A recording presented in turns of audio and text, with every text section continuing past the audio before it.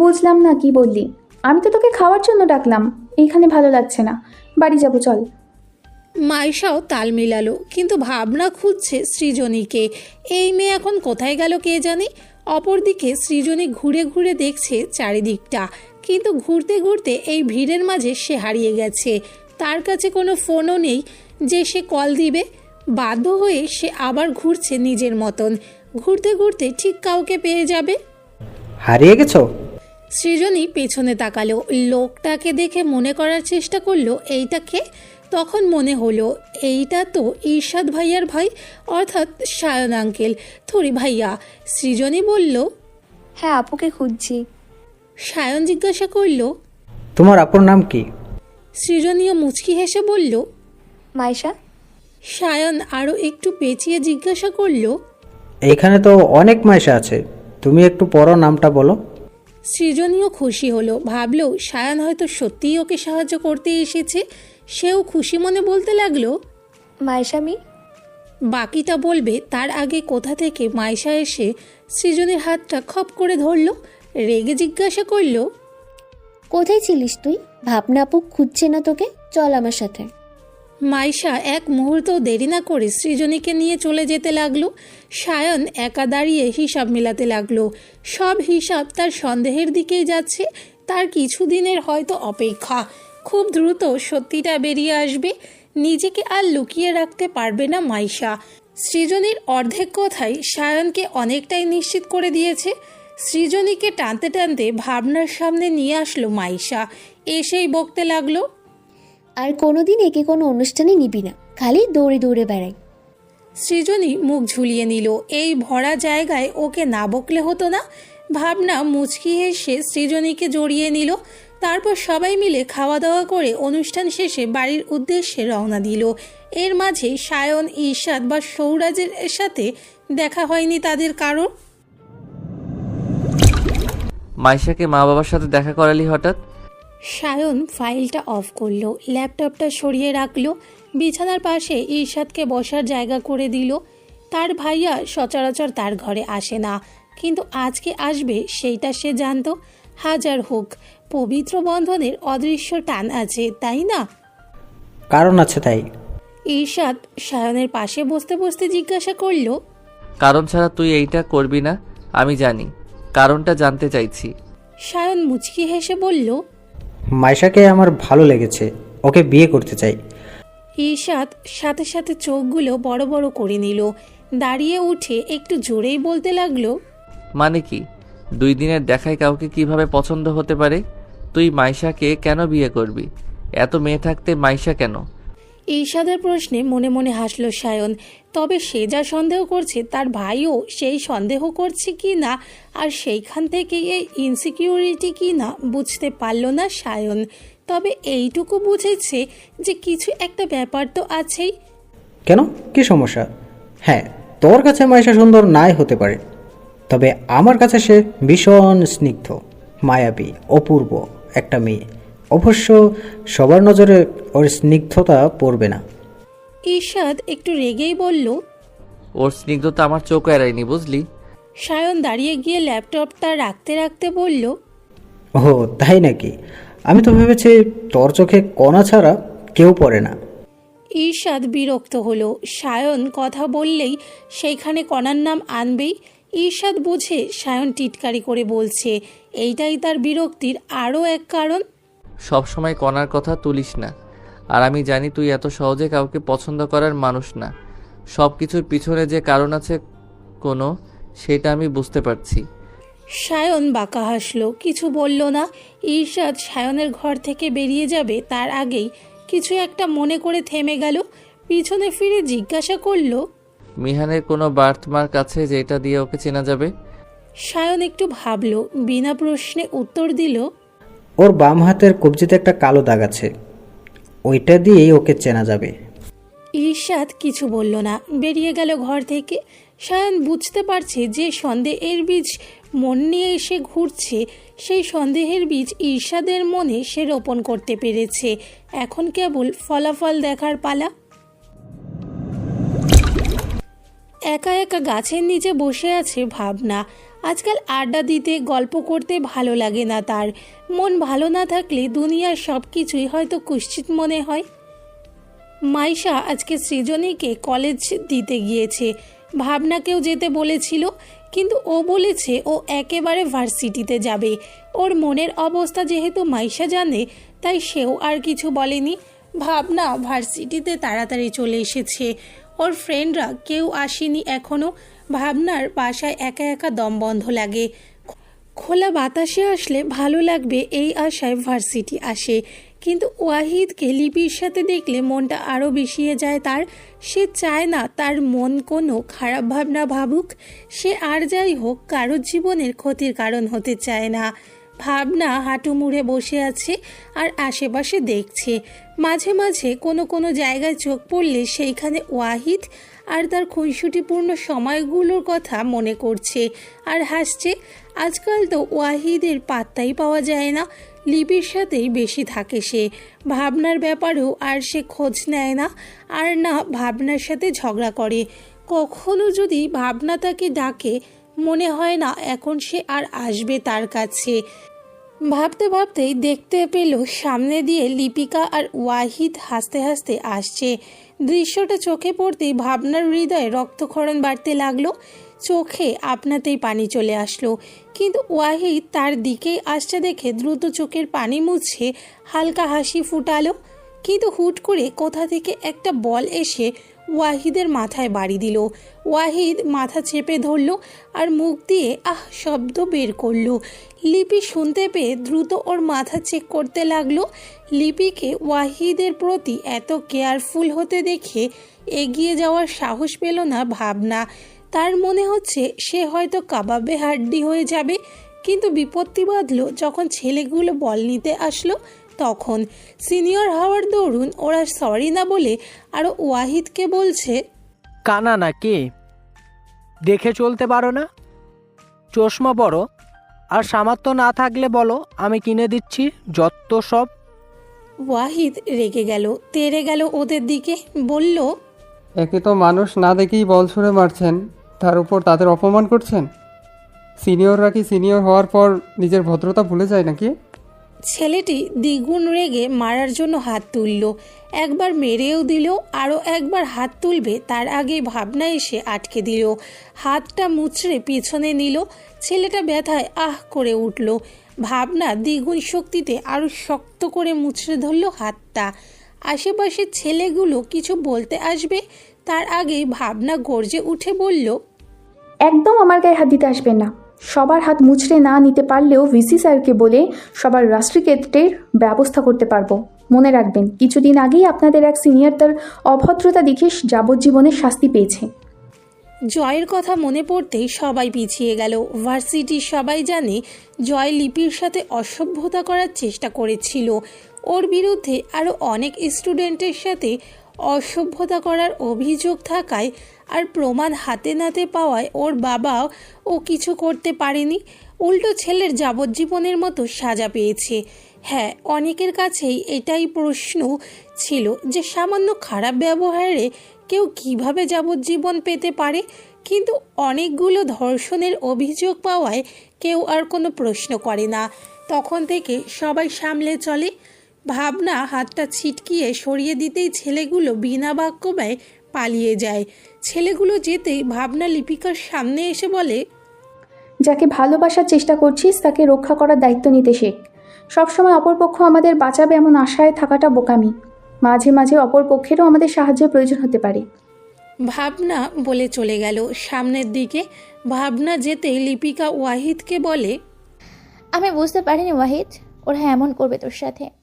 ওয়াহিদ কিছু বলল না, মুচকি হাসলো কেবল।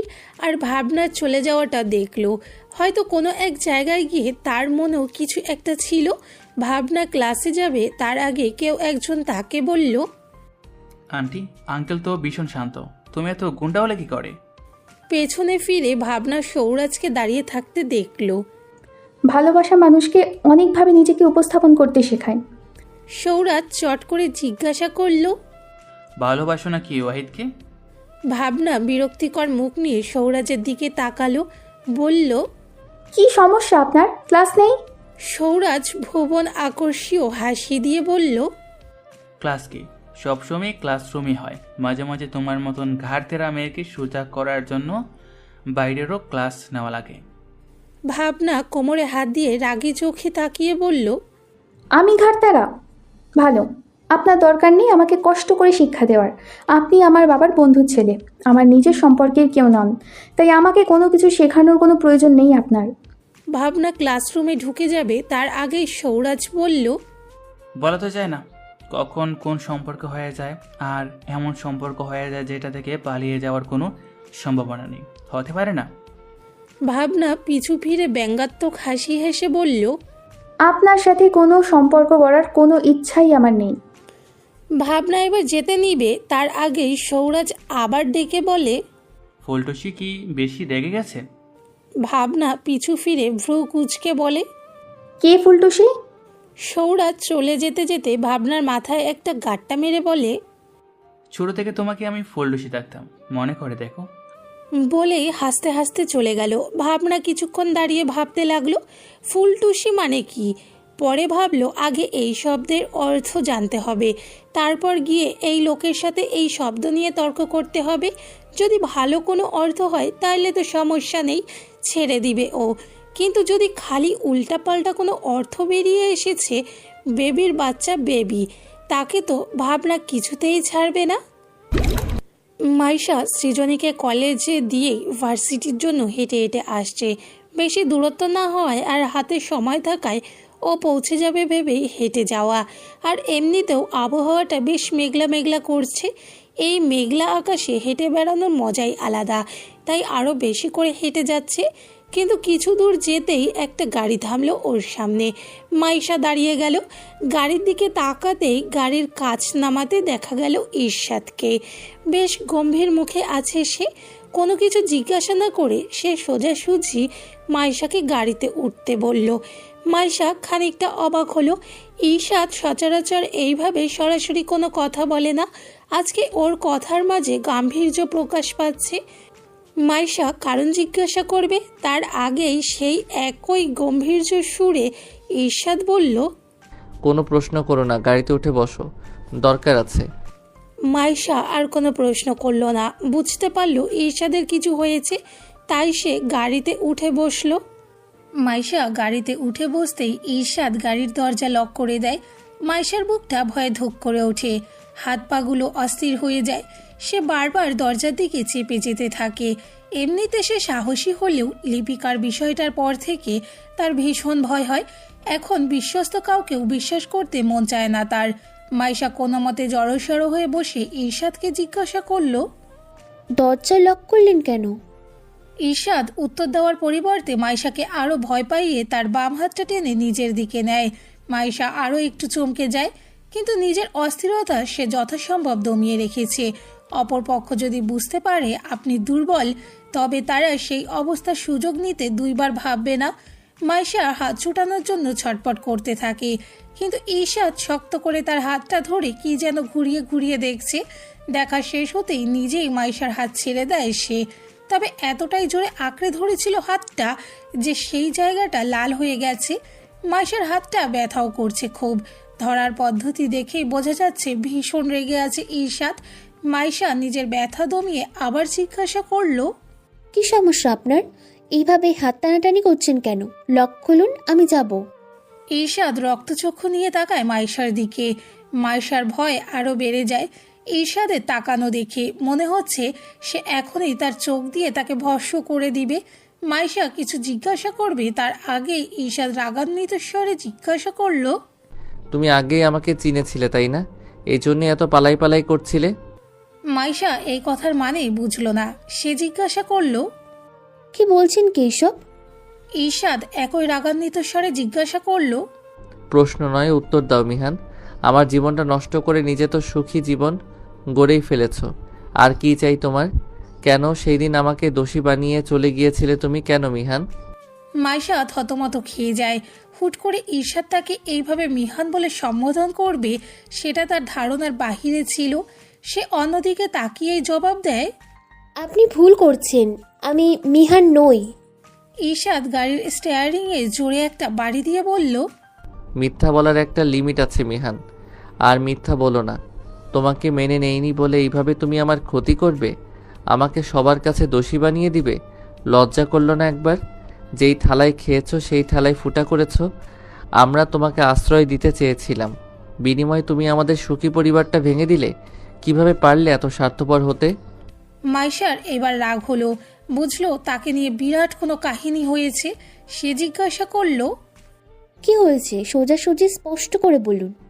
ঈশাদ জিজ্ঞাসা করলো, তার মানে তুমি স্বীকার করছো তুমি মিহান? মাইশা নিজের মাথা দুলিয়ে জবাব দিল, হ্যাঁ, আমি মিহান। মাইশা মিহান আমার নাম, যার জন্য আপনি আজকে অতুল গহ্বরে তলিয়ে আছেন। আমি সেই মিহান। এইবার বলুন কি হয়েছে আমার জন্য আপনার। মাইশা মিহান কথাটা শোনার সাথে সাথে ঈশাদ শান্ত হয়ে যায়, চুপ করে যায় কিছুক্ষণের জন্য। বাইরে যে ঝড় বৃষ্টি হচ্ছে, সেই একই ঝড় বৃষ্টি তার মনেও হচ্ছে, সেটা বুঝতে পারছে মাইশা। হয়তো রাগের বয়সে এখন মাইশাকে চড়থাপ্পড়ও মেরে দিতে পারে ঈশাদ, কিন্তু তবুও মাইশা আজকে স্বীকার করে নিয়েছে তার জন্য কারো কোনো ক্ষতি হোক সে সেটা চায় না। যদি ঈশাদের জীবনে সত্যি তার জন্য কোনো সমস্যা এসে থাকে, তবে সে তার সমাধান করবে, যে করেই হোক করবে। মাইশা ঈশাদকে চুপ থাকতে দেখে নিজেই জিজ্ঞাসা করলো, কি হলো বলুন।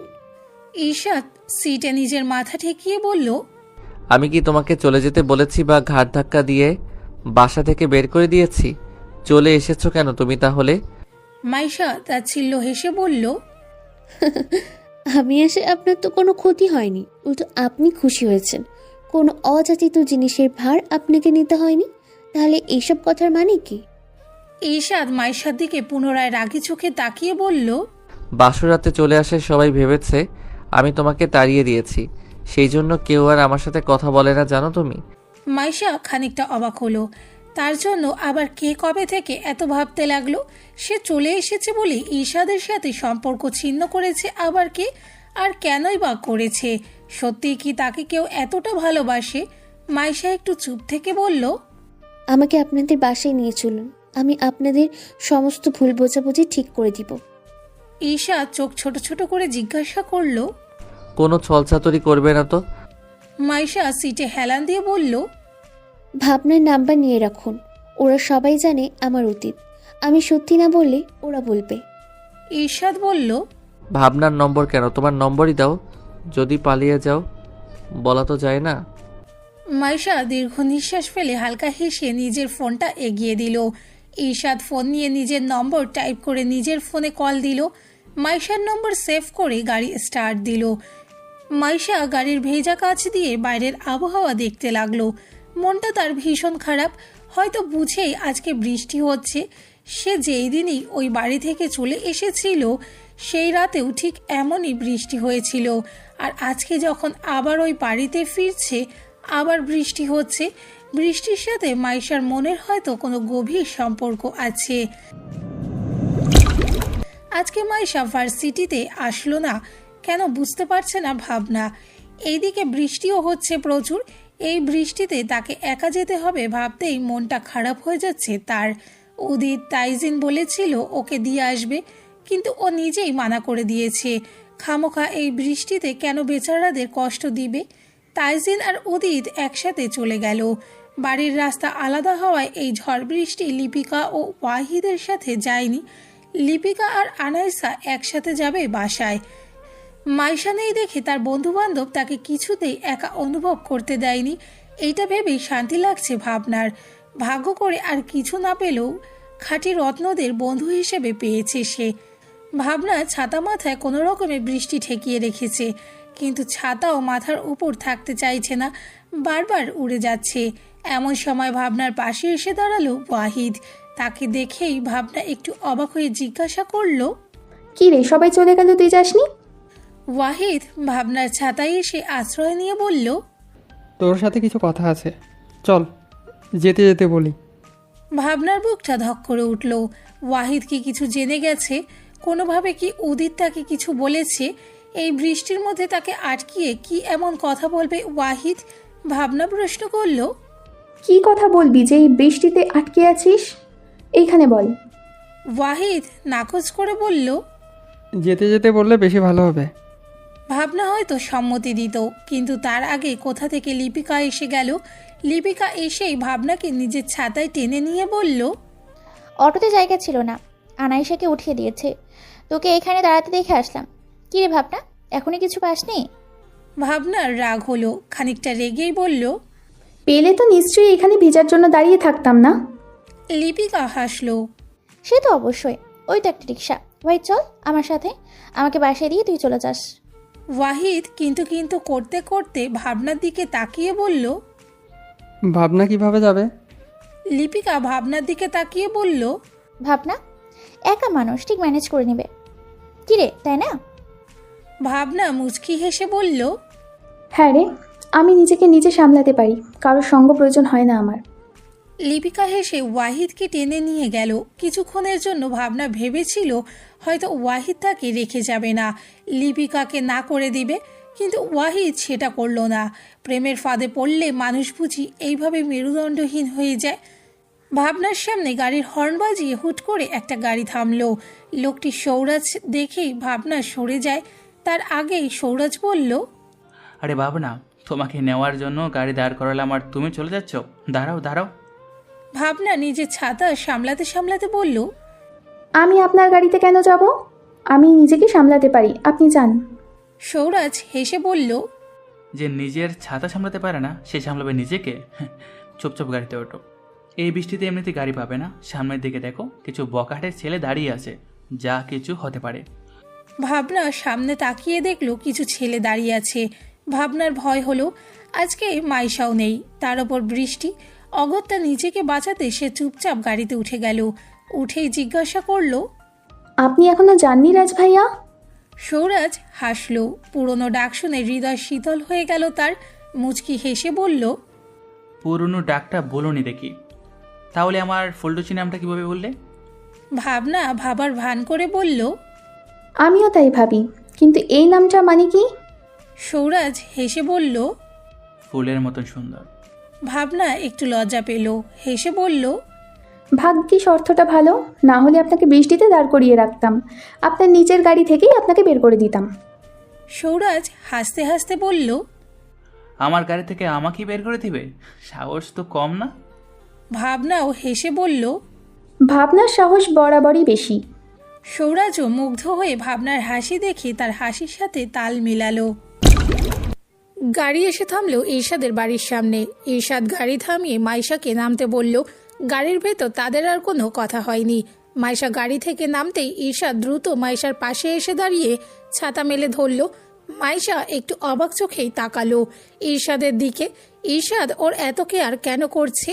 তারপরে মনে পড়ল মাইশা ওদের ভুল বোঝাবুঝি দূর করতে এসেছে, তাই হয়তো। চলো, সামনের বাড়িটাই আমার। হয়তো ভুলে গেছো, অনেক আগের কথা তো। মাইশা হাসলো।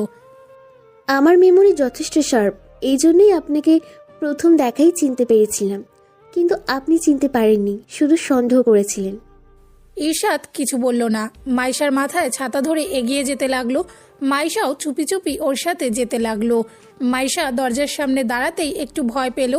এতদিন পর এই বাসায় আসছে, সবাই যখন জানবে ও মিহান, তখন নিশ্চিত সবাই ওকে বকাবকি করবে।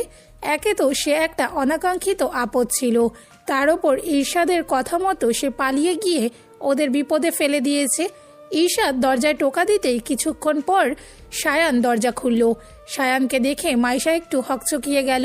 সায়ান যে অবাক হয়নি তা না, সায়ানও অবাক হয়েছে মাইশাকে ইরশাদের সাথে দেখে। ভাইয়া, তুই মাইশাকে নিয়ে? ইরশাদ হাসলো, বলল, তোর সন্দেহের নিশ্চয়তা করতে এসেছি। সায়ান কিছু বুঝল না, তবে এইটুকু ধারণা করতে পেরেছে তার ভাইয়া হয়তো চোরকে হাতে নাতে ধরেছে। ইরশাদ সায়ানকে বলল ওর মা বাবাকে ডেকে আনতে। সায়ানও গিয়ে ওদের সবাইকে ডেকে আনলো। ইরশাদকে মাইশার সাথে দেখে অবাক হয় দুইজনেই। ইরশাদের বাবা বললে, এটাই সেই মেয়ে না যাকে ওই দিন সায়ন পরিচয় করিয়ে দিল? ইরশাদ মাথা নাড়ল, তারপর বলল, ভালো করে দেখে চেনার চেষ্টা করো, এইটাকে চিনতে পারছো কিনা দেখো তো। ইরশাদের বাবা ছেলের কাণ্ডে বিরক্ত হলেন। দুই ছেলে একটা মেয়েকে এনে পরিচয় করিয়ে এখন বলছে ওকে। আরে ওদের ফ্রেন্ড ছাড়া আর কেই বা হবে? ঈশাদ বাবার বিরক্তিকর মুখটা দেখে হাসলো, তারপর মায়ের কাছে গেল।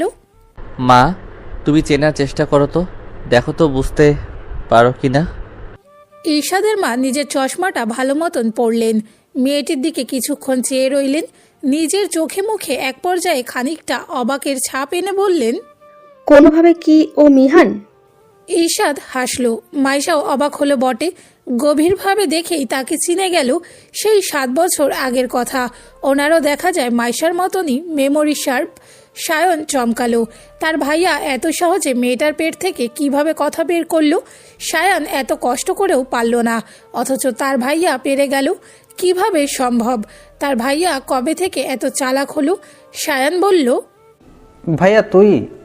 কিন্তু তাকে বাকি কথা বলতে না দিয়েই ঈশাদ নিজেই বলল, আজকে আমরা নই, মাইশা কথা বলবে, ওরফে মিহান। মাইশা কিছু বলার সুযোগই পেল না। তার আগেই ঈশাদের মা বাবা এসে তাকে জড়িয়ে ধরে আদর করতে লাগলো। ঈশাদের বাবা মাইশার মাথায় হাত বুলিয়ে দিতে দিতে বলতে লাগলো, কোথায় গিয়েছিলি মা আমাদের ছেড়ে? আমরা তোকে কত খুঁজেছি জানিস? আমরা কি তোর কেউ না? ঈশাদ তোকে দুটো কথা শোনালো, তোকে বেরিয়ে যেতে বললো, আর তুই অমনি চলে গেলি। একদম ঠিক না এটা।